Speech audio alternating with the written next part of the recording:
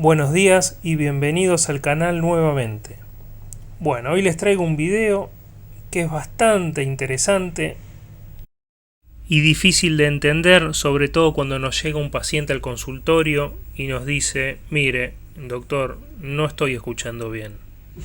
Entonces a nosotros como peritos se nos abren tres preguntas, ¿no? Primero, ¿el paciente nos está mintiendo? 2.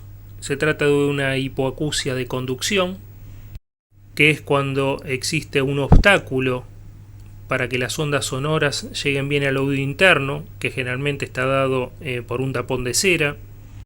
Y en el tercero de los casos, en los que se da una hipoacusia neurosensorial, en donde acá ya tenemos dos problemas: la pérdida sensorial del oído interno o la pérdida neural del nervio auditivo. Pero bueno, no quiero hacer demasiado complejo el video y me voy a limitar a ciertas cuestiones de importancia médico-legal a la hora de valorar el daño corporal. Bueno, ahora voy a hablar entonces de un tema importante, que es cómo calculo la incapacidad de mi cliente. Bueno, hay diferentes patologías, ¿no es cierto? Diferentes enfermedades que van a originar obviamente un porcentaje de incapacidad diferente. Lo que ustedes tienen que tener en cuenta siempre es que para el caso de en que estemos evaluando un solo aparato, la incapacidad va a ser global. En cambio, cuando se involucren varios aparatos de la economía, se va a utilizar un criterio que es el criterio de la incapacidad restante, incapacidad residual o aplicar el método de Baltasar. Por ejemplo, tenemos un paciente que tiene una hipertensión arterial severa, donde por ejemplo tiene una incapacidad de un 30%. Acá estamos hablando de un aparato. Este mismo paciente, días más tarde, enfermedad profesional, lo que sea, desarrolla una gonartrosis, que es un dolor articular crónico degenerativo en la articulación de la rodilla.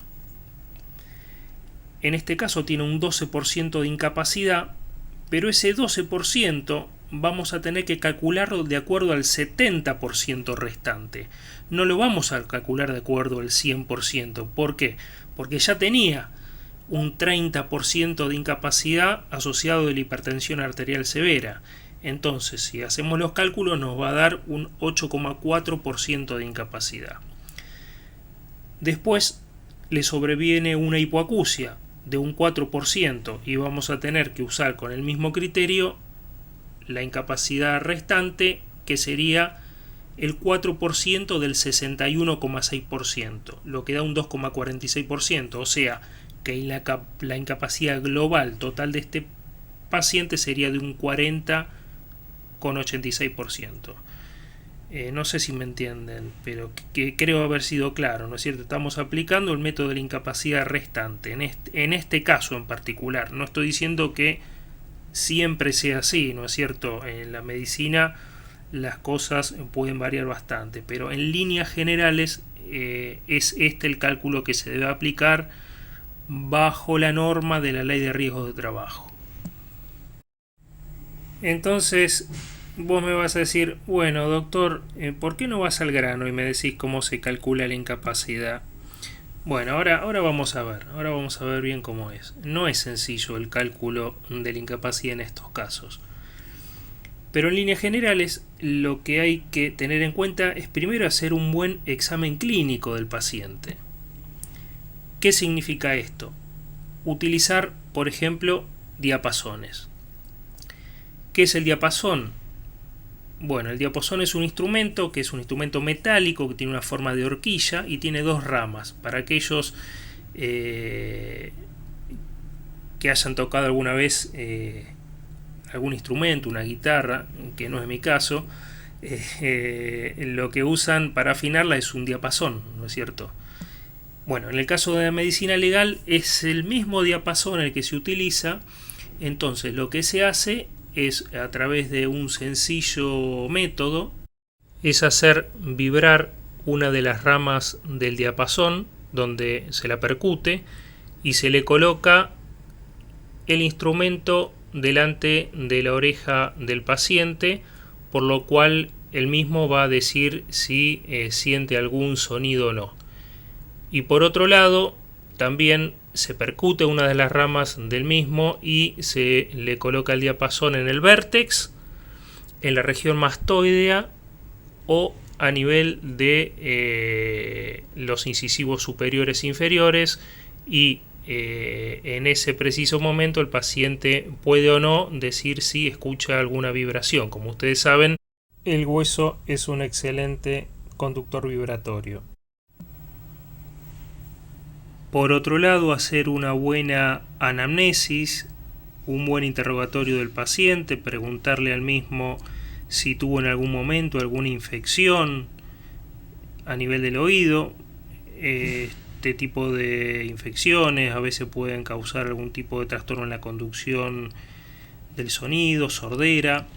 Hacer también un examen otorrino completo, examen de nariz, garganta.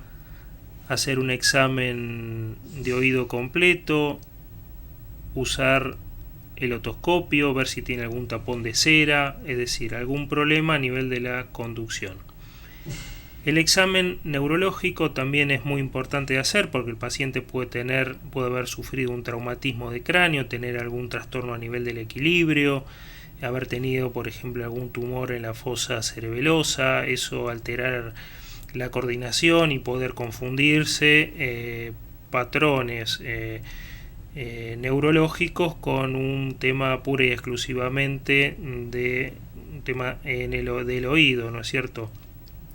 Después, una radiografía simple de la zona afectada, una mentonasoplaca y frontonasoplaca también son importantes para determinar si existen fracturas en esos niveles. Una rinomanometría, tomografía computada y resonancia magnética con o sin gadolinio. El gadolinio es un medio de contraste, pero bueno, no quiero seguir hablando sobre esto porque ya sería hacer muy largo el video y complejizarlo demasiado. Otros estudios a tener en cuenta, y esto ya según el lugar en donde estamos parados, ¿no? Para solicitarle al cliente si somos peritos de oficio, si somos peritos de parte, actora, parte demandada, tenemos pruebas subjetivas, la audiometría tonal, la logoaudiometría, pruebas de reclutamiento y test de Lombard, y después pruebas objetivas donde nos van a dar objetivamente el daño, ¿no es cierto? La impedanciometría, la timpanometría, los potenciales evocados, la electronistagmografía y las otoemisiones acústicas.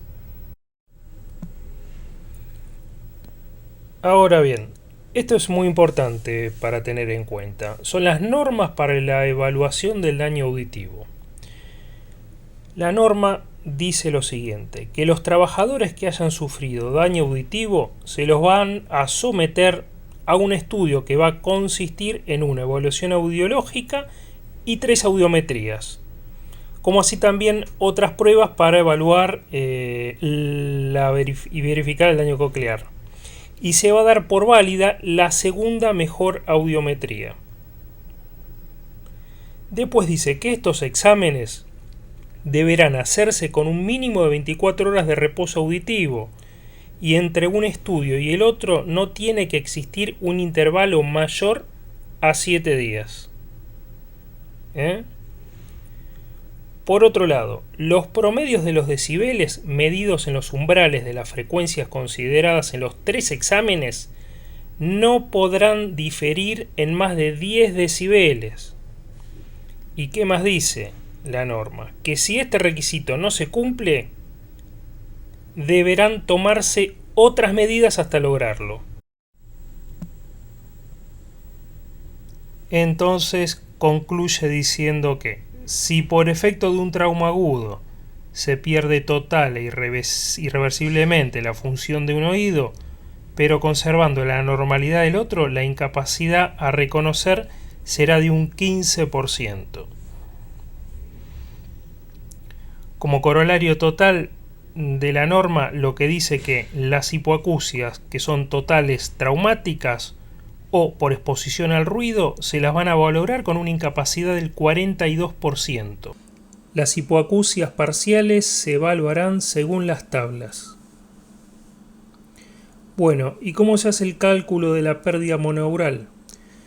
Básicamente lo que se hace es sumar la pérdida en decibeles de la vía aérea de los tonos 500.000, 2.000 y 4.000 Hz, y la suma obtenida se la traslada a una tabla donde se va a convertir en porcentaje de pérdida auditiva. Esta es la tabla.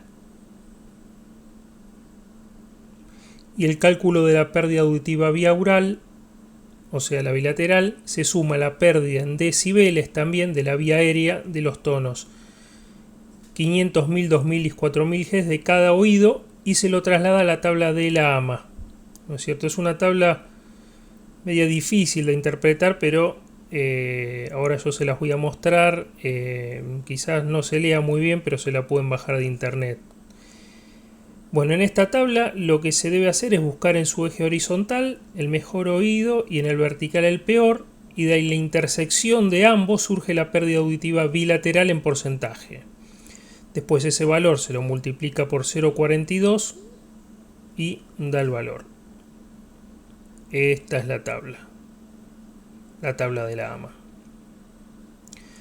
Así que bueno, muchas gracias por haber seguido el video, aunque fue bastante largo. Y bueno, espero que les sea de utilidad.